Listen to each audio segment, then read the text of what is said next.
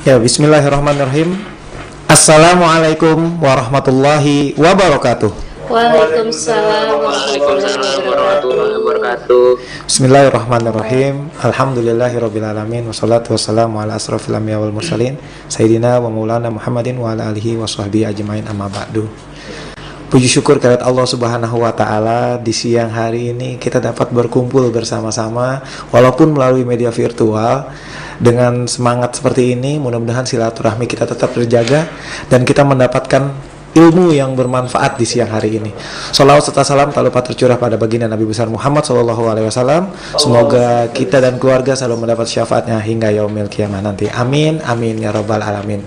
Saya ucapkan sekali lagi selamat datang pada ayah bunda semuanya. Mohon maaf saya tidak bisa menyebutkan satu persatu, tapi dengan membaca namanya saya yakin kita ada kedekatan yang nantinya mudah-mudahan insya Allah anak-anaknya ketika mudah-mudahan amin ya rabbal alamin diterima di SMPT Al-Mughni, kita menjadi keluarga besar dari SMPT Al-Mughni. Amin ya rabbal alamin. Sebelum kita mulai, kita baca suratul Fatihah agar kegiatan yang kita lakukan ini selalu diberikan keberkahan oleh Allah Subhanahu wa taala dan selalu diberikan kemudahan oleh Allah Subhanahu wa taala. Al-hadiniyah wa kullu niyatin salihah Nabi Mustafa sallallahu alaihi wasallam. Al-Fatihah. A'udzubillahi minasyaitonir rajim. Bismillahirrahmanirrahim. Alhamdulillahirabbil alamin. Iyyaka na'budu wa iyyaka nasta'in. Amin, amin ya rabbal alamin. Iya, pada kesempatan siang hari ini saya tidak sendiri, tapi saya didampingi oleh rekan guru yang luar biasa, yaitu ada dua guru tahfiz yang nantinya akan menguji dari tahfiznya, dan ada satu guru, ini ada Ibu Suci ya selaku ketua PPDB, dan dua guru tahfiz. Yang pertama samping saya ini Ustadz Izul Ramdhani, dan ada di depan saya ya nanti juga akan kelihatan, nah ini yang pakai baju putih ini Ustadz Ahmad Afifi. Silakan nanti ayah dan bunda nanya aja sepuasnya, kita santai sambil santai ya Ustadz ya, Bu Suci ya. Yang penting kegiatan ini dapat yang mau ditanyakan jadinya nggak ada ganjalan lagi, wow udah terjawab semua, seperti itu ya. Sebelum saya lanjut panjang sambil berdialog nanti, marilah kita saksikan ada nih tanggapan atau komentar dari siswa dan siswi SMPT Al-Mughni terkait SMPT Al-Mughni itu sendiri. Marilah kita saksikan berikut video dari teman-teman siswa SMPT Al-Mughni ini. Banyak kemarin tiba-tiba kita sama-sama saling mengobrol kira-kira ada apa di SMPT Al-Mughni. Kita semuanya saling tahu, saling nyapa. Kata siswa ini, wah bagusnya apa? Kalau saya yang bilang mungkin takutnya berlebihan, atau Ustadz Ijul, Ustadz Afif, Bu Suci bilang wah SMPT Al-Mughni begini, takutnya ini Pak gurunya pintar-pintarannya aja. Tapi enggak, tapi kita langsung berkomunikasi kepada siswanya sesuai yang dirasakan gitu. Oke, kita tampilkan inilah video dari siswa dan siswi SMPT Al-Mughni tentang SMPT Al-Mughni itu sendiri. Selamat menyaksikan. Kalau peraturan di SMPT Al-Mughni itu kurang lebih sama seperti sekolah lainnya, cukup ketat dan sangat disiplin. Kami pun belajar dan lebih mandiri dan disiplin. Belajar di saat pandemi tentu bukan hal yang mudah, namun kami merasakan ketika kita belajar dalam kondisi pandemi, SMPT Al-Mughni memberikan fasilitas ruang Zoom, serta media lainnya, sehingga membuat kami terfasilitasi dan belajar pun terasa lebih mudah, walau belajar jarak jauh.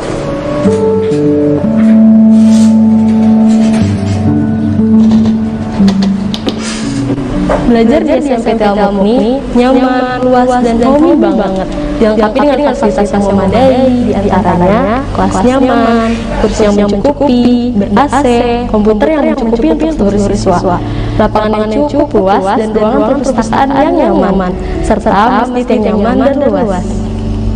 SMPT Al-Mughni juga mendukung kegiatan akademis dengan berbagai macam kegiatan ekstrakurikuler seperti olahraga, keterampilan berbicara seperti public speaking, seni, dan kreativitas. Bahkan kita difasilitasi dengan ekskul lain seperti pencaksilat, fotografi, sinematografi, serta banyak lagi lainnya sangat berguna untuk kehidupan kita kelak.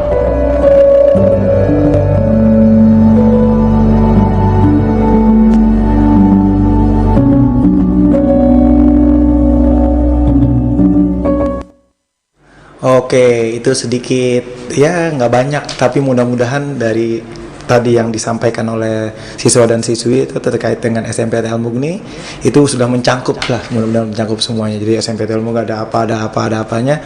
Tadi ayah dan bunda bisa mendengar semuanya. Ya terima kasih ya penampilan videonya yang luar biasa ya tadi ya. Selanjutnya nih kita langsung berdialog aja deh, biar makin cair suasananya ya. Pertama saya mau berkomunikasi dengan Ibu Suci ya, Bu Suci. Bu Suci pantesan dari tadi kok Bu Suci nggak dengar, ternyata Bu Suci nggak mau pakai. Sebentar lagi. Oh iya. Oke, baik, saya pakai dulu ya Pak Roni.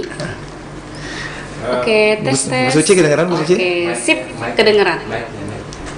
Suara saya kedengeran Pak Roni? Kedengeran Bu Suci. Ini panjang sekali ya. Ya. Oke, saya gini aja. Oke, Bu Suci. Iya. Terdengar suaranya Ya, Bu Suci? terdengar. Ayah dan bunda semua?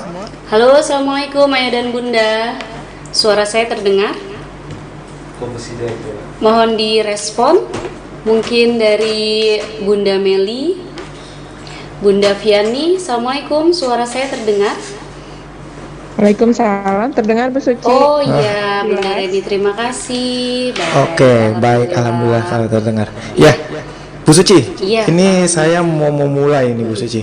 Bu Suci kira-kira nih, ini kan tanggal 19 ya kita akan Insya Allah, ujian insya Allah, online itu ya. ujian online-nya tanggal 19. 19. Kira-kira apa sih Bu Suci ujian online-nya itu seperti apa sih di SMPTN Al-Mughni sendiri? Bu Suci bisa menjelaskan nggak? Oke, baik, terima kasih Pak Roni. Baik, bismillahirrahmanirrahim. Assalamualaikum warahmatullahi wabarakatuh. Ayah dan bunda sekalian, berikut saya akan mencoba menjelaskan terkait dengan asesmen ya. Asesmen itu kalau misalkan ayah bunda perhatikan alur dari PPDB online SMPT Al-Mughni tahun ajaran 2022-2023 itu ada di tahap ke-6 ya. Jadi setelah ayah bunda menyelesaikan tahap ke 3, 4, dan 5, yang 3 itu adalah pendataan siswa, kemudian tahap ke-4 itu adalah upload nilai rapot ya, nilai rapot, kemudian baca Quran, kemudian prestasi dan lain sebagainya. Kemudian yang tahap ke-5 itu adalah orang tua terkait dengan pertanyaan-pertanyaan orang tua. Nah, yang ke-6 ini adalah tahap yang harus dilalui oleh orang tua dan juga siswa. Mohon maaf, ini Pak Umam suaranya sepertinya cuma di kiri ya. Halo? Iya. Oh iya, ya nggak apa-apa. Aduh, jatuh. Maaf ya bunda, saya kayak grogi nih. Nggak masalah Bu Suci. Memang ketika kita berusaha mengomentari ya bukannya ini ya. Oke, baik. Biar suasananya cair aja Bu. Iya, Tenang iya. aja Bu Suci. Iya, baik Ayah Bunda. Jadi di hari Minggu ya, insya Allah tanggal 19 ini kita akan melaksanakan tes online. Jadi perlu diketahui dalam tes online ini Anda tidak perlu melakukan tes tulis lagi ya. Jadi saya garis bawahi tidak ada tes tulis akademik karena sudah dalam seleksi rapot. Jadi rapot dari kelas 4, 5, dan 6 harus segera di upload agar proses seleksi juga cepat gitu, karena ada beberapa tes yang akan kami nilai. Nah, baik, untuk hari Minggu tersebut kita akan melakukan tes online ini dengan menggunakan Zoom, media Zoom. Ya, jadi Zoom tersebut akan kami bagi menjadi 2 Zoom utama. Main session utama yaitu ada untuk asesmen siswa. Jadi yang pertama itu dihadiri oleh seluruh peserta ujian. Kemudian yang kedua itu adalah orang tua. Ya, kemudian dari 2 Zoom utama ini akan kami breakout lagi. Kita bicara dulu yang khusus untuk asesmen siswa. Nah, untuk asesmen siswa ini pertama akan diberikan link atau Google Form di mana nanti pengisiannya ada beberapa pertanyaan yang siswa tersebut harus dan wajib menjawab sesuai dengan kondisi saat itu. Itu yang untuk asesmen siswa. Nah, setelah menyelesaikan link tersebut nanti siswa akan dipanggil lagi ke breakout room untuk mengikuti tes baca Quran dan hafalan Quran, di mana hafalan Qurannya itu sesuai dengan link tahap ke-4. ya, link tahap keempat yang sudah diisi. Jadi hafalannya sudah sampai mana nanti akan diujikan pada saat online. Begitu ya Bunda. Nah kemudian yang Zoom utama yang kedua itu adalah khusus orang tua. Nanti orang tua berkumpul di main session, kemudian akan dipanggil satu persatu ke breakout room. Nanti akan ada beberapa pewawancara ya, kurang lebih ada 3 pewawancara. Orang tua masuk ke dalam breakout room 1, 2, atau 3 gitu. Jadi nanti pertanyaannya bagaimana? Pertanyaan hampir mirip seputar dengan link tahap kelima, tapi di wawancara itu akan lebih ditegaskan lagi. Gitu sih, cukup mudah sebenarnya Pak Roni. Jadi anak-anak tidak perlu belajar lagi ya, karena sudah dalam seleksi rapot. Betul, rapot kelas 4, 5, dan 6 gitu. Suci, antara jarak Zoom siswa dan Zoom tadi yang orang tua itu, setelah Zoom siswa beres semua, baru setelah itu Zoom dengan orang tua atau bareng-bareng? Berbarengan. Oh, berarti iya, ayah dan bunda harus menyiapkan 2 perangkat. Iya, betul. Gitu. Jadi memang kalau untuk siswanya sendiri itu wajib ya Bunda untuk menggunakan laptop. Karena nanti di tes baca Quran, pengujinya yang akan menunjukkan harus baca surat apa gitu, harus baca ayat berapa. Jadi Ananda langsung membaca. Oh, gitu. semacam maksudnya penguji tahfiznya nanti akan share screen gitu, ya, surat Al-Quran bacaannya gitu. Betul sekali ya. Jadi Ananda tidak perlu menyiapkan Al-Quran gitu Pak Roni. Nah di sisi lain orang tua juga akan Zoom ini boleh menggunakan handphone. Oke. Gitu. Jadi dua-duanya sama-sama ujian gitu. Betul. Tes online. Jadi intinya Bu Suci ya, ada 2 ya bahasanya. Nanti ketika dia masuk di utama di Zoom, di dalamnya ada breakout room, tapi ada yang memandu dong pastinya Bu Suci ya. Jadi anak-anak tahu dia harus masuk kemana dan masuk kemana. Betul sekali. Nanti panitia yang akan memasukkan. Jadi bukan anaknya. Panitia akan memasukkan dia masuk ke breakout yang mana, sama seperti orang tua. Itu juga nanti panitia akan memasukkan pewawancara berapa dia akan masuk gitu. Oke. Ya, jadi sangat mudah ya sebenarnya. Intinya sih dalam tanggal 19 itu ada 2 gawai lah. Yang satu siswanya harus menggunakan laptop, yang satu orang tua boleh menggunakan handphone. Melakukan Zoom bersama-sama. Nanti di sini ada pengujinya, di sini ada pewawancaranya. Betul sekali. Nanti di dalam situnya nanti ada yang memandu lah, di dalam Zoomnya masing-masing ada yang memandu. Ya mungkin itu sekilas tentang pelaksanaan asesmen online ayah dan bunda. Mungkin ada yang sedikit mau bertanya nih dari tentang asesmen pelaksanaan online ini, mungkin silakan bisa diketik di kolom chat tentang pelaksanaan sebelum nanti kita bahas lebih jauh tentang tahfiznya. Mungkin ada yang mau bertanya? Ya, mungkin kalau sambil nanti seiring berjalannya waktu sambil mau bertanya silakan di kolom chat, nanti bisa saya bacakan kepada para narasumber. Ya, terima kasih Bu Suci ya. Mudah-mudahan bisa berjalan dengan lancar ya Bu Suci ya. Amin. Nah, selanjutnya kalau asesmen online ini kan ada yang tadi Bu Suci bilang ada kegiatan yang Zoom meeting anak-anak tes Quran. Berarti saya langsung alihkan sekarang tes Qurannya tuh apa aja. Nah, saya di sini udah yang tadi saya infokan sudah ada Ustadz Izul dan Ustadz Afif, yang ini adalah guru tahfiz di SMPT Al-Mughni. Ya. Oh iya. Guru tahfiz di SMPT Al-Mughni.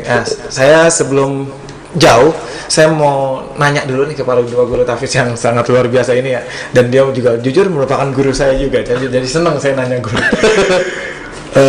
Ustadz Izul, Ustadz Afif, kenapa kita harus mendidik anak kita selalu bisa baca Quran ya, baca Qurannya yang betul dalam arti ya, kan banyak yang baca Quran kadang-kadang hafal tapi nggak ngerti huruf. Nah ini yang pentingnya tuh gimana Ustadz Ijul, Ustadz Afif? Biar saya dari Ustadz Ijul dulu mungkin. Apa Ustadz Afif dulu? Oh, Ustadz Afif dulu, silakan Ustadz Afif. Senior saya. Oke, bismillahirrahmanirrahim. Assalamualaikum warahmatullahi wabarakatuh. Waalaikumsalam. Alhamdulillah rabbil alamin, wassalatu wassalamu ala asyrafil anbiya'i wal mursalin sayyidina wa maulana Muhammadin wa ala alihi washabbihi ajmain, amma ba'd. Baiklah ya bunda sekalian, sebelum saya menjelaskan tadi dari hostnya Pak Roni, mungkin ada baiknya saya memperkenalkan diri saya dulu. Nama saya Izram Dani. Saya ditemani juga guru tahfiz di sini oleh 2 orang, yaitu pertama adalah Ustadz Ahmad Afifi MPD, dan juga ditemani Bu Hudna, cuma Bu Hudna tidak hadir ya, sudah diwakili ya. Oke, pertanyaannya cukup menarik ya. Mengapa kita bisa apa? Kenapa kita harus mendidik anak kita bisa membaca bisa mendidik Al-Quran yang baik? Bahkan mungkin lebih dari itu, kenapa anak kita harus menghafal Quran? Gitu kali ya? Betul. Ya, kenapa harus menghafal Quran? Kenapa kok di SMP PL Mundi kok harus ada hafalan Quran? Kan gitu ya? Betul. Maksudnya sebagai tolak ukur agar kita tuh mantep masukin anak kita itu ke SMP PL Mundi dengan metode dan sistemnya ada hafalan Quran. Oke, sudah. Jadi kalau kita melihat, yang pertama adalah patokannya adalah di dalam Al-Quran disebutkan tsumma awrasna al-kitaba alladziina istafainahu min ibadina. Sungguhnya kami mewariskan Al-Quran ini kepada orang-orang yang kita pilih dari hamba kita. Jadi kalau orang hafal Al-Quran itu pilihan. Jadi kalau orang bisa menghafal Al-Quran itu adalah berarti orang itu telah dipilih oleh Allah. Karena orang-orang yang hafal Al-Quran itu adalah hum ahlullah, keluarganya Allah. Nah, kenapa harus ada hafal Quran? Kita sudah bisa melihat di tradisi-tradisi ulama terdahulu, di zaman sahabat, tabi'in dan tabi'in. Memang mereka tradisinya adalah ketika mereka mendidik anak, yang pertama kali yang mereka ajarkan itu adalah menghafal Quran sebelum yang lainnya. Bahkan di sebuah hadis dikatakan bahwasanya seorang yang tidak hafal dia dari Al-Quran satu surat pun tidak hafal sama sekali, itu bagaikan rumah kumuh yang runtuh. Jadi kayak gitu. Itu kalau kita tidak punya hafalan sama sekali. Dan tradisi ulama itu biasa, misalnya seperti ulama tabi'in kemudian datang ketika ingin belajar fikih, ketika mau belajar hadis, ketika mau belajar apapun ilmu tentang keislaman, pasti ditanya dulu sama gurunya, kamu sudah hafal Quran belum? Kalau dijawab belum, kamu hafal Quran dulu. Bahkan Imam Nawawi pun salah satu pembesar dari mazhab Imam Syafi'i, ketika dia didatangi oleh orang-orang yang ingin belajar kepada dia, pasti ditanya dulu, kamu sudah hafal Quran belum? Kalau kamu belum hafal Quran, hafalkan dulu. Jadi gitu. Karena memang Al-Quran ini adalah sebagai dasar. Ini tersirat dari ketika Rasulullah SAW kemudian mendapatkan wahyu. Bahkan Rasulullah menyuruh kepada para sekretaris pencatat wahyu itu, jangan tulis selain Al-Quran. Memang sih salah satunya adalah biar tidak tertukar antara Al-Quran dengan hadis, tapi itu sebagai syarat bahwasanya yang harus kita dahulukan adalah Al-Quran terlebih dahulu. Jadi ketika Al-Quran itu sudah ada di hati, di kolab kita, maka dia akan siap menerima ilmu-ilmu yang lain. Jadi seperti itu. Jadi ketika orang sudah hafal Al-Quran, itu sebenarnya bukan tahap akhir, Pak Rodi. Itu baru tahap awal untuk membuka keilmuan yang lain. Bagaimanapun Al-Quran adalah hudal lil muttaqin, petunjuk bagi orang-orang yang bertakwa. Mungkin itu saja dasarnya. Masya Allah, ya kan. Jadi di siang ini saya tersentuh juga, ya Allah. Enak nih ya, bener-bener. Walaupun saya belum sampai ke titiknya harus nanya tesnya apa aja. Ini baru pengantar ya. Apapun kan kalau mau ke tujuan harus dianterin kan seperti itu. Menurut Ustadz Afif gimana Ustadz Afif? Sama aja Ustadz Afif. Mungkin ada pertambahan sedikit Ustadz Afif.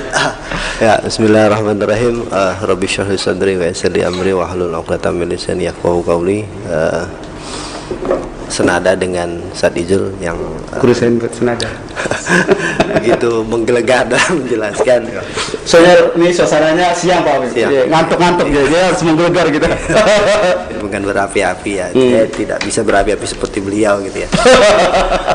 Yang pertama memang Quran itu adalah pedoman hidup, betul sekali itu adalah pedoman hidup. Tapi memang kita dalam hal mempelajari Al-Quran itu kan secara hukum itu adalah fardu kifayah ya, gitu.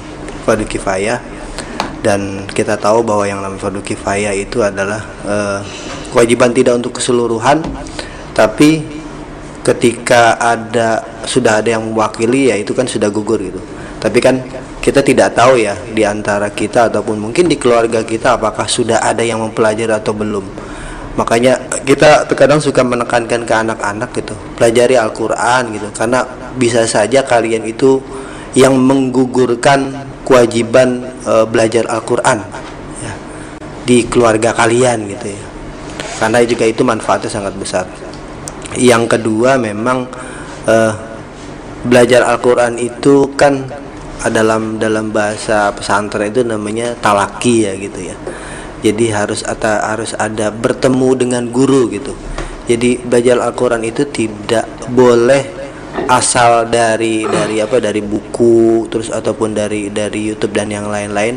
Tapi memang belajar Al-Quran itu harus ketemu antara guru dan murid. karena memang nanti ada banyak rahasianya lah gitu ya. Masya Allah. Ustaz Rizal paling tahu lah kalau membahas tentang rahasia. Ada banyak rahasia yang mungkin nanti harus diketahui. Walaupun tahapannya mungkin masih sangat panjang gitu. Saya pribadi juga sampai sekarang masih terus belajar gitu dengan Ustaz Rizal atau dengan guru-guru yang lain, terutama di Al-Qur'an gitu. Karena memang Al-Qur'an itu kandungannya sangat luas dan tidak mungkin kita bisa mempelajari Al-Quran itu hanya setahun 2 tahun, tapi ya mungkin seumur hidup kita terus belajar yang namanya Al-Quran. Masya Allah. Karena memang salah satu dari mukjizat yang terbesar Nabi Muhammad itu adalah Al-Quran, karena memang dia sifatnya sholihun likulli zaman wal makan, yang sampai kapanpun ila yaumil qiyamah itu akan masih relevan dengan zaman dan waktu gitu. Mungkin itu aja Pak Run. Masya Allah, ya tuh ayah dan bunda yang hadir di siang hari ini ya. Jadi jangan takut nih di SMP Al-Mughni. Saya aja senang, kenapa? Saya dapat ilmu nih. Kita belum tes baca Al-Quran. Jangan kepikirnya nanti dapat tes baca Al-Qurannya susah. Tapi dengan pembawaan seperti ini kayaknya udah menarik nih. Aduh, gurunya bakalan kayak gini nih, menarik. Kalau saya seperti itu sih. Saya melihat nih guru Ustadz Ijul, Ustadz Afif nih. Nanti ada Ibu Ustazah Lubna ya, yang orangnya lebih memang tingkatannya yang high, yang high, yang agak setengah, yang guru Al-Mughni dari segi guru tafsirnya. Oh, tapi sebentar, kenapa Ustaz Ijul gimana? Tafsir memang tidak perlu ada yang perlu ditakuti, Pak Rondi. Betul. Saya akan membahas kenapa sih kita tuh kayak anak-anak, kenapa sih nggak perlu takut untuk menghafal Quran? Karena memang Quran Allah sendiri yang menjamin untuk memudahkan Al-Quran itu untuk diingat. Walaqad yassarnal Qur'ana lidzikri fahal min mudzakir. Dan Quran ini benar-benar telah kami mudahkan. Tapi berapa banyak orang yang ingin itu mengingat kayak gitu. Jadi Quran itu memang sudah kami mudahkan untuk diingat, tapi berapa banyak orang untuk mengingat. Nah, di dalam bahasa Arab itu kata-kata mudah itu ada 2 istilah.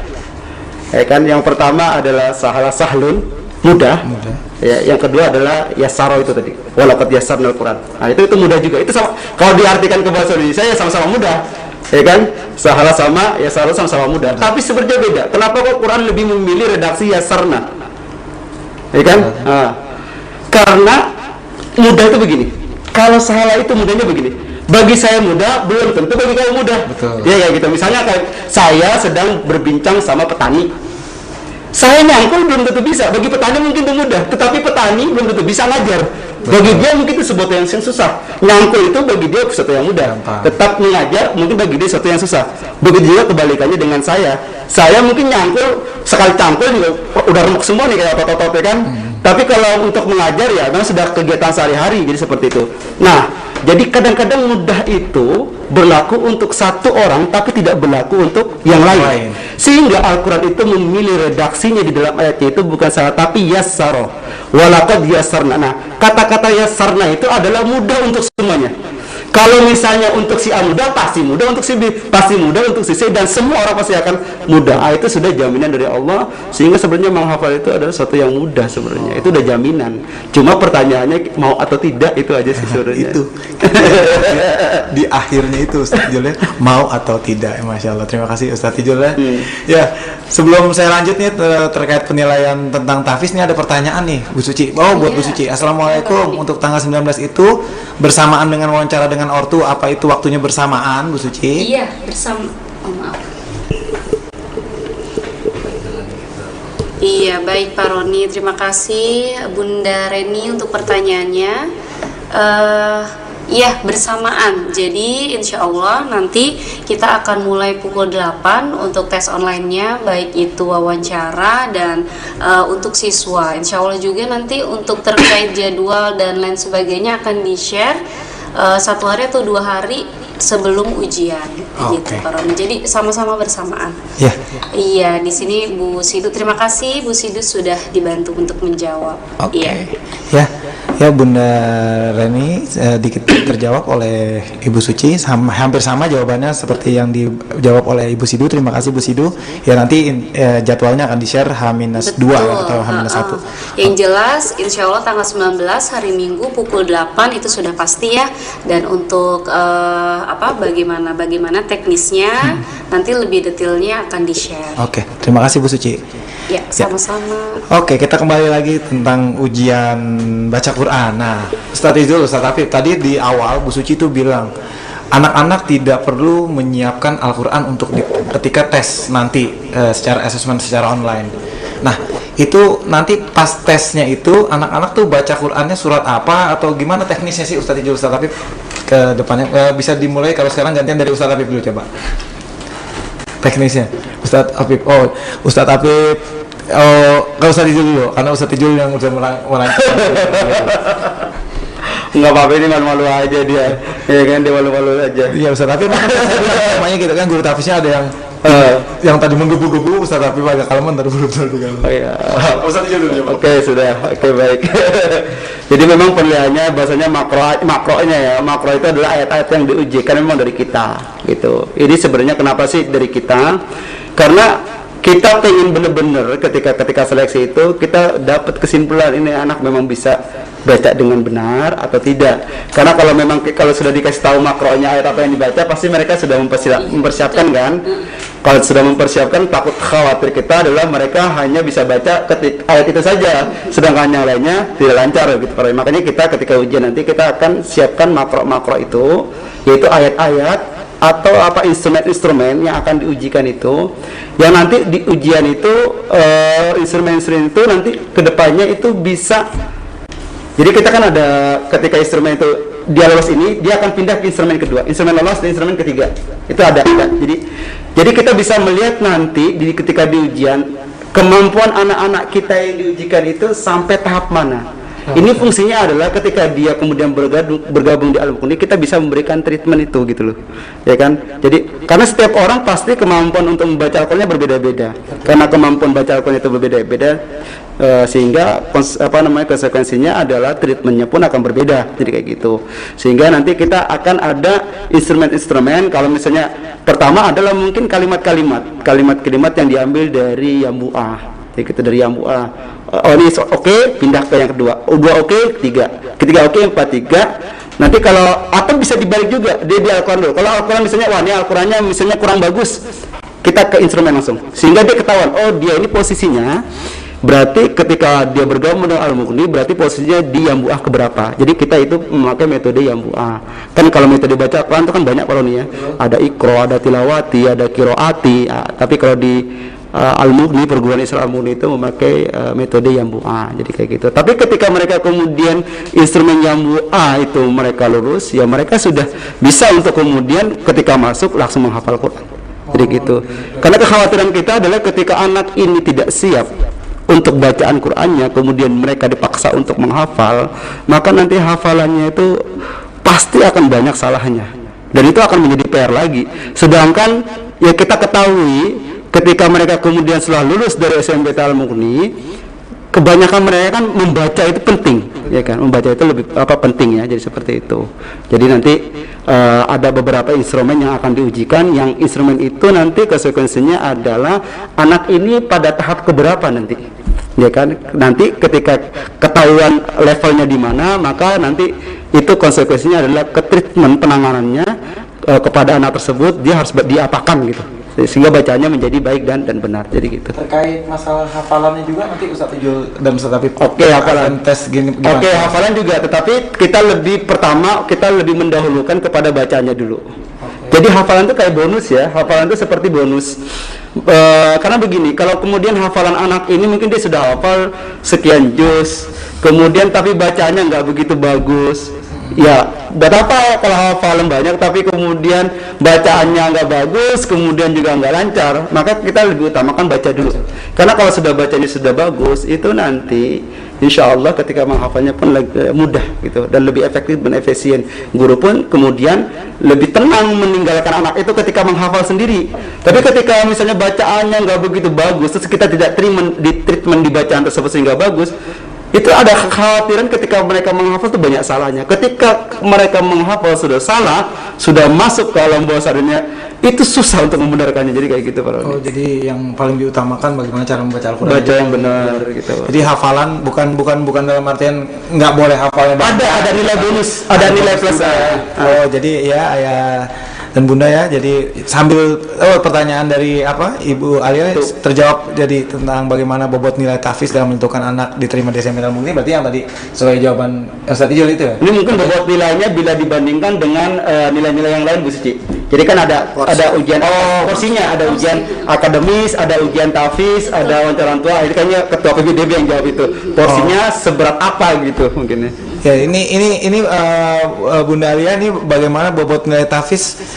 Iya betul. Kayak keseluruhan maksudnya 100% ini tahfiz ini ada berapa persen? Gitu ya. Itu gimana tuh Bu Suci? Silakan Bu Suci. Ya, terima kasih untuk pertanyaannya Bunda Lia. Jadi untuk bobot nilai mungkin saya jelaskan dulu ya di sini ya, dari mulai pertama nih yang link tahap 3, 4, 5 itu ada tersendiri nilainya, kemudian di asesmen itu tersendiri. Jadi memang lebih besar itu di asesmen online untuk penilaiannya gitu. Jadi bobotnya antara tahfiz dengan siswa itu sama 50%. Kalau misalkan kita gabungkan semuanya nanti ada lagi penilaiannya gitu. Jadi ini khusus untuk panitia, tapi untuk yang asesmen online ini 50% di tahfiz, 50% di asesmen siswa sendiri gitu. Itu khusus untuk yang siswanya ya Bunda. Oh jadi Bu Suci untuk siswanya ketika ada asesmen yang tanggal 19 itu penilaiannya 50%. Betul, ya, iya. Dari khusus untuk siswanya, asesmen siswa itu belum ditambahkan wawancara orang tua dan juga pengisian di Google Form, tiga Google Form yang sudah diisi. Gitu. Oke, terima kasih Bu Suci ya. Pak Apip mungkin sedikit menambahkan yang tadi terkait dengan tahfiz, Ustaz Apip. Putar ya Bu Suci. Bu Suci jadi operator. Ya, bismillahirrahmanirrahim. Nambahkan dari Sadijul, memang dilematis sekali ketika emang anak-anak hafalannya banyak tapi bacanya juga amburadul, itu kan jadi PR tersendiri gitu. Makanya dalam beberapa evaluasi ya beberapa tahun ke belakang itu banyak sekali yang kemudian menjadi hal perhatian kita, bagaimana kemudian kita ternyata memang di awal itu harus memilih memilih antara apakah bacaannya bagus lebih dahulukan bacaan bagus atau hafalan banyak gitu. Ternyata kan memang kenyataannya apalagi pengalaman Sadijul gitu, kalau mohon maaf gitu kalau ketika ada yang nyetor terus hafalannya bacaannya amburadul gitu, mohon maaf menggunakan bahasa amburadul gitu. Jadi si anak itu justru lebih banyak di berhentinya gitu. Baru mulai salah panjangnya atau gimananya gunanya atau apa gitu. Jadi anak malah jadi terganggu gitu ketika dia setor hafalan gitu. Dari bacaannya yang kurang pas gitu. Tapi kalau dia bacaannya sudah bagus gitu, itu enak gitu. Setorannya juga insya Allah akan lancar gitu. Jadi kebanyakan kan memang pas waktu setoran itu kita agak memakan waktu yang cukup lama. Karena apa? Karena emang ya banyak yang di stop itu, bukan karena tidak lancar hafalan tapi karena emang cara bacanya itu belum pas gitu, panjang pendeknya lah ataupun gunah dan yang lain-lainnya gitu. Itu menjadi perhatian kita. Makanya kemudian tadi benar nanti ketika anak dites itu anak ini nanti akan masuk ke tingkatan keberapa gitu. Maksudnya sih begini, nanti kan treatmentnya itu akan berbeda-beda gitu. Kalau nanti anak yang memang bacaannya sudah sangat bagus, itu dia akan mungkin treatmentnya tidak akan terlalu panjang gitu ya, karena memang dia artinya modalnya sudah cukup gitu. Jadi bonus hafalannya sudah bisa langsung dipakai gitu. Tapi kalau nanti anak yang memang dasarnya itu masih kurang gitu ya, treatmentnya juga nanti akan berbeda lagi gitu. Ya mungkin bisa cepat, bisa lama gitu. Tergantung daripada kemampuan anak itu sendiri. Apalagi gitu kalau yang dia tidak punya modal sama sekali, itu mungkin bisa lumayan lama gitu. Tapi sekali lagi ini adalah sebuah ikhtiar dari kita bahwa bacaan itulah yang harus didahulukan daripada hafalan. Benar kata Pak Izul, memang bonus lah kalau hafalan itu. Jadi kalau dia bacaannya sudah bagus, insya Allah untuk kedepannya itu lebih banyak lah gitu, banyak positifnya gitu ya. Mungkin itu aja. Oke. Terima kasih Ustadz Afif ya tambahannya terkait bagaimana tentang nanti ketika asesmen online dari tes baca Qurannya. Jadi yang paling utama ya memang benar baca Al-Quran, tes baca Al-Qurannya Ustadz Afif tanpa melupakan hafalannya juga penting, tapi hafalannya ketika memang bacaan Qurannya bagus ya hafalannya insya Allah bagus Ustadz Jul. Emang kalau saya tanya Ustadz Jul di SMP Al-Mugni ini targetnya bagaimana sih Ustadz Jul? Berapa juz sih Ustadz Jul nantinya atau surat-surat apa aja yang harus nantinya dihafalkan kalau sudah Untuk target untuk tahun ajaran baru ini, targetnya adalah yang pertama adalah 2 juz, juz 30 dan juz 29. Tapi kita pastikan ketika mereka menghafal juz 30 dan 9 itu bacanya sudah bagus. Oke, yang kedua, kemudian ada surat-surat yang biasa menjadi amalan di rumah. Seperti surat Yasin. Kemudian Al-Waqiah, Ar-Rahman dan 10 ayat surat Al-Kahfi. Ayat 1 sampai 10 Al-Kahfi. Itu adalah standar minimal Pak Roni. Maksudnya gini, kalau anak ini bacaannya bagus, hafalannya bagus, kuat dan cepat ngafal, maka tidak ada menutup kemungkinan dia akan kita tambah. Kita tambah. Jadi gitu, kalau ini anak potensinya bagus, bacaannya bagus, hafalan cepat, terus dia mudah untuk menghafal, terus kuat hafalannya, maka kita akan merekomendasikan. Karena sebagai guru tahfidz itu kita punya kayak seperti apa, kita tahu ini anak kemampuannya semana, ini anak kemampuan, ini anak punya kemampuan lebih nih, ini harus dipacu. Jadi kayak gitu. Sekarang tuh ada ya Ustadz berarti yang lebih dari 2 juz ini ada. Kayak sekarang saja ada yang sudah 10 juz. 10 juz ya. Jadi ada 10 juz, ada yang 6 juz gitu. Karena ya saya lihat dia melihat itu kemampuan. Ini anak ini mampu ya. Ternyata benar mereka mampu. Jadi seperti itu. Tapi kalau kemudian kalau anak ini mungkin tidak begitu kemampuannya tidak begitu seperti anak yang tadi, maka paling tidak mereka menghafal yang ini nih. 29 surat Yasin, Al-Waqiah, Ar-Rahman dan Suratul Akhir. Harapan kita kenapa kok surat-surat ini? Karena surat-surat ini yang sering dipakai untuk sholat, sering dipakai untuk amal-amal mereka ketika di rumah, sehingga itu bisa lebih dipakai gitu. Jadi sebenarnya yang kita rekomendasikan untuk dihafal anak-anak adalah hafalan-hafalan yang aplikatif sebenarnya. Ya, jadi seperti itu Pak Roni. Ya, jadi ayah dan bunda ya terkait tadi yang Ustadz Ijul bilang di SMP Al-Mugni itu targetnya memang hafalannya 2930 plus surat-surat surat Yasin, surat Al-Waqiah, Ar-Rahman dan ayat 1 sampai 10 surat Al-Kahfi. Ya, jadi untuk semuanya tadi udah detailkan ya, walaupun secara ringkas ya bagaimana penilaian nanti tes baca Quran. Ternyata memang baca Quran yang harus dibenarkan dulu ya. Jadi tapi sekali lagi nih ayah bunda nih, kalau ada yang mau bertanya terkait tes untuk asesmen online nanti, mau tentang wawancara dan ini silakan bertanya di kolom komentar, boleh chat, atau kalau memang mau langsung ngomong kita nggak masalah, kita sambil kenal juga nggak biar kita sama-sama saling kenal lewat suara seperti itu. Ada bunda ya, sambil menunggu nih Ustadz Ijul. Berarti dari kalau yang hafalannya udah melebihi dari 2 juz itu kemarin Ustadz Ijul berarti kan ngeliat nih, wah ini anak ini punya kemampuan, dia berarti sering nyetor atau gimana tuh caranya? Maka ketika dia sudah misalnya anak punya kemampuan sebagainya, biasanya saya uji tuh juz 30-nya. Oke, lancar, ke juz 9 mereka lancar, pindah lagi terus. Nah, kalau sudah rada banyak, maka saya mewajibkan dia punya waktu khusus di rumah untuk murojaah. Gitu, untuk menjaga hafalnya. Karena kan ini untuk kemudian murojaah ini kan harus mengiring. Makanya kan sebenarnya sistem formulanya untuk anak-anak biar bisa hafal itu adalah murojaah itu harus porsinya selalu lebih banyak daripada hafalan. Jadi kayak gitu. Selalu begitu. Jangan sampai kemudian murojaah porsinya lebih dikit daripada menghafal. Ya, jadi dia harus lebih banyak. Kenapa? Karena hafalan itu terus bertambah.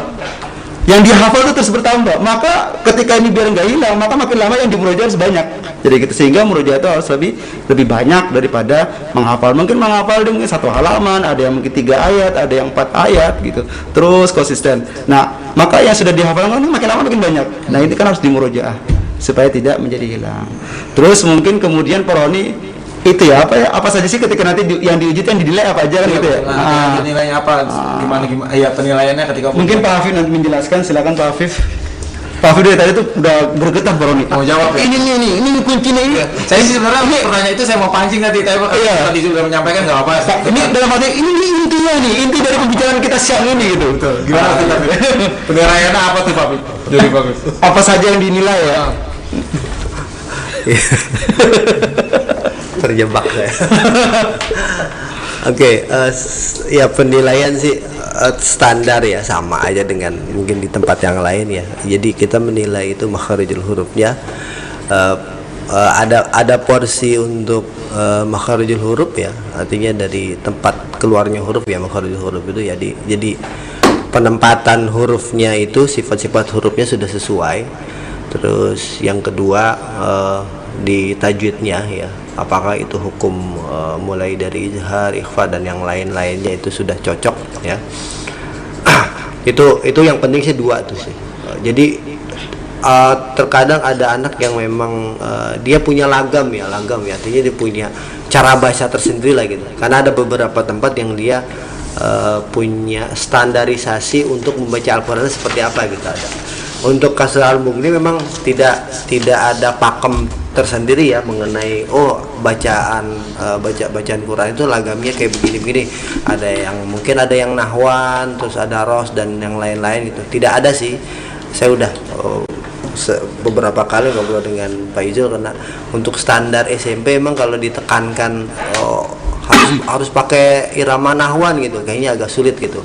Cuman memang ada beberapa anak yang memang dari SD-nya itu sudah kayak dari alam bawah sadarnya memang sudah bacanya kayak gitu, nggak dirubah. Itu sih memang tetap nggak dipertahankan gitu. Tapi memang kalau memang kebiasaan seperti itu sih itu nggak masalah gitu. Tapi yang jelas itu tidak menjadi penilaian ya, tidak menjadi penilaian. Maksudnya ketika dia bacanya dengan gaya nahwan atau gaya itu, ya itu mah silakan aja gitu.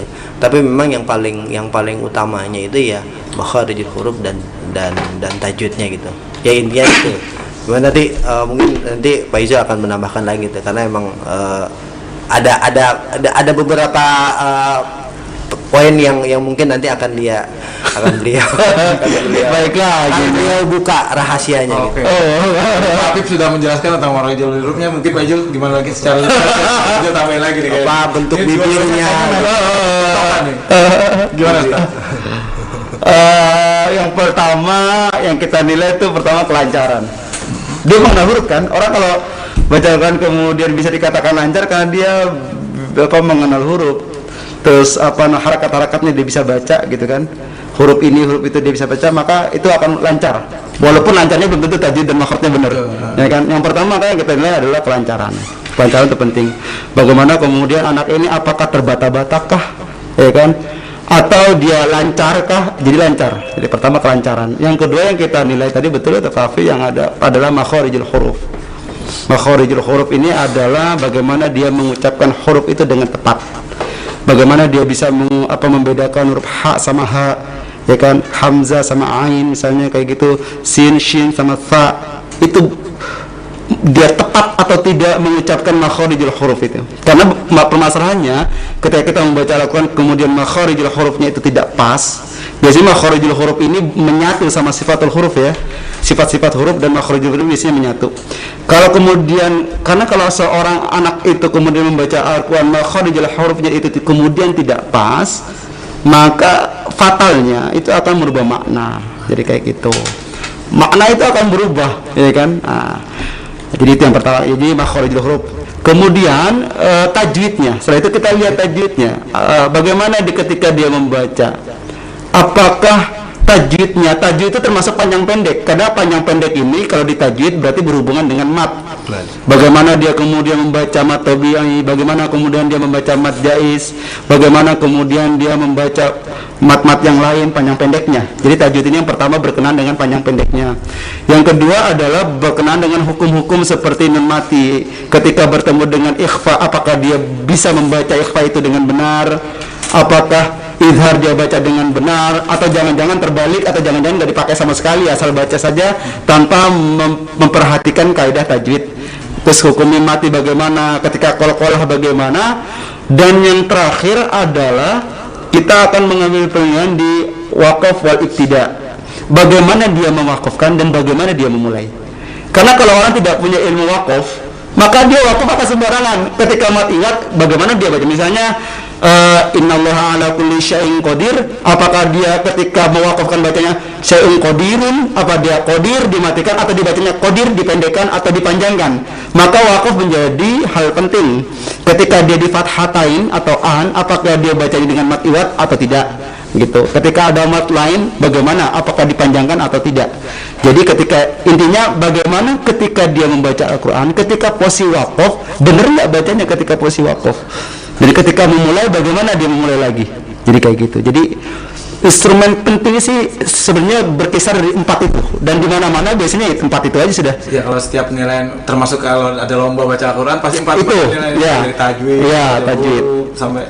Biasanya kita di situ saja di kelancaran, kemudian makharijul huruf, kemudian harus makhraj tajwid.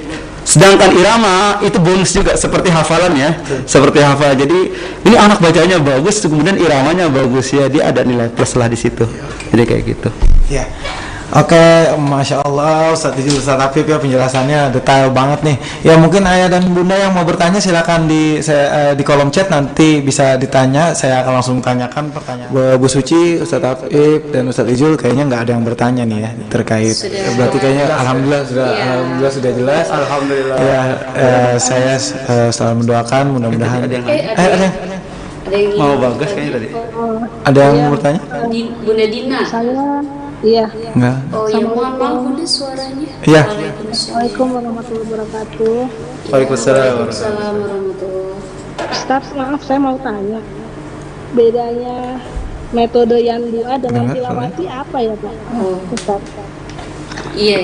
Baik. Oke, untuk saya jawab sampai Budina ya. Iya. Oke, Budina. Sebenarnya Metode kelas 1 sampai kelas 4 itu tilawati. Sebenarnya gini, untuk metode Quran sebenarnya tidak jauh berbeda ya.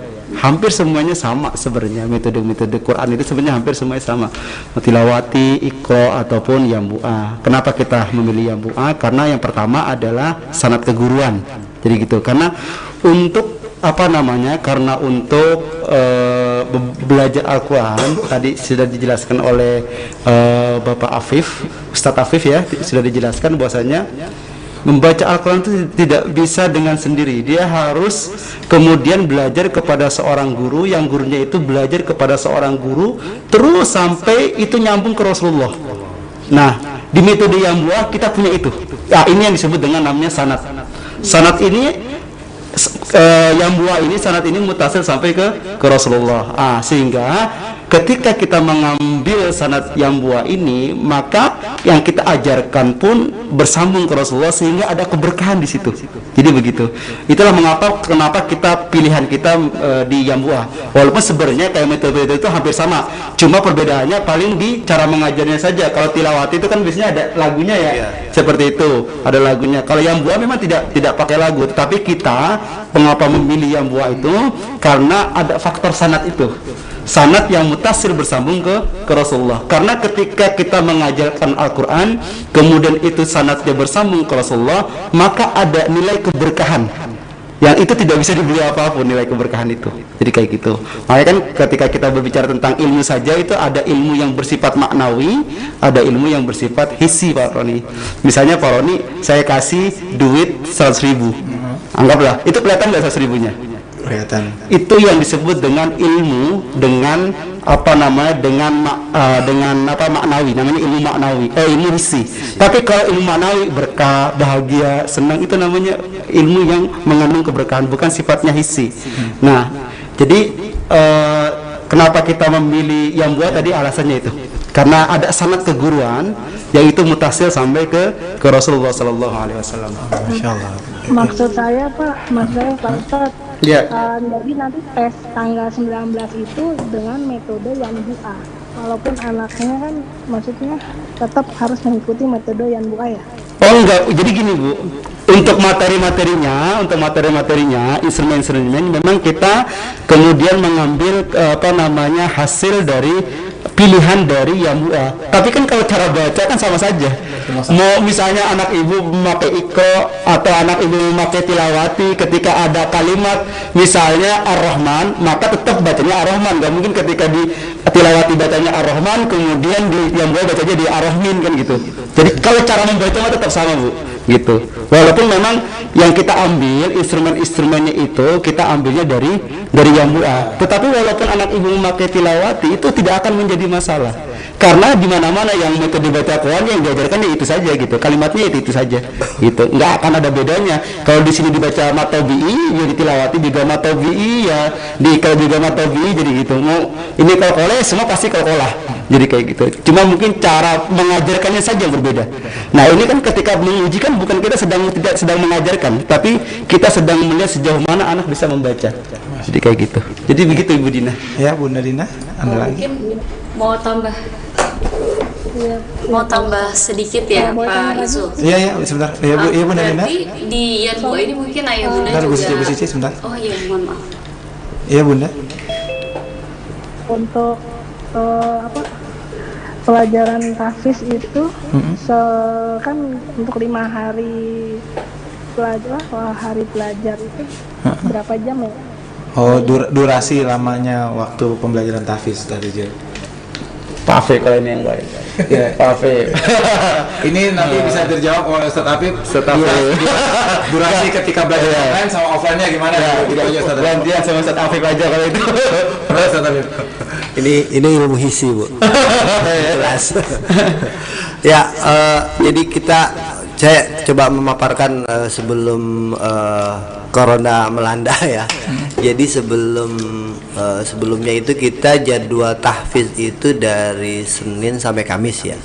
Senin sampai Kamis tiap hari itu 40 menit ya. Setiap harinya 40 menit. Jadi kalau tiap kelas itu ya berarti dia ketemu selama tahfiz itu berarti seminggu 4 kali pertemuan itu kalau di waktu normal ya sebelum corona itu. Dengan 3 guru tahfiz. Iya dengan dia. Jadi kita nanti di jam tahfiz itu mereka akan dibagi menjadi 3 kelompok ya sesuai dengan nanti hasil seleksinya itu ya. Jadi dengan saya dengan Ustaz Izul dengan Bu Lubna gitu. Nah, tapi ketika masuk online nih PJJ ini memang ada banyak perubahan ya. Jadi pas waktu awal-awal PJJ itu kita mulai tahfiz itu jam 5:30 sampai jam 6:30 tahfiz jam 1 jam ya 5:30 sampai 6:30 dengan apa ya dengan banyak pertimbangan ya saat itu ya.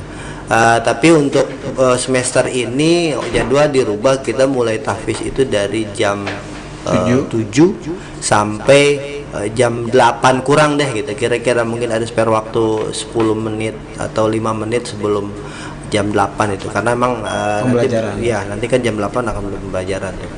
Nah, kalau memang ketika PJJ ini nanti ada anak-anak itu ya masuk sesuai dengan kelompoknya. Jadi tidak melihat dia kelas berapanya gitu kalau selama PJJ ini. Jadi ketika misalkan Senin kelompok saya berarti itu terdiri dari kelas 7, kelas 8 dan kelas 9 gitu. Jadi gabung semuanya gitu. Ya saya itu kira-kira ada 23 sampai 20 anak lah gitu. Jadi kayak gitu kalau selama PJJ gitu. Ya itu saja Bu yang bisa saya sampaikan. Iya, baik. Pak, terima kasih. Sama-sama Bunda Dina, alhamdulillah ya sudah terjawab ya.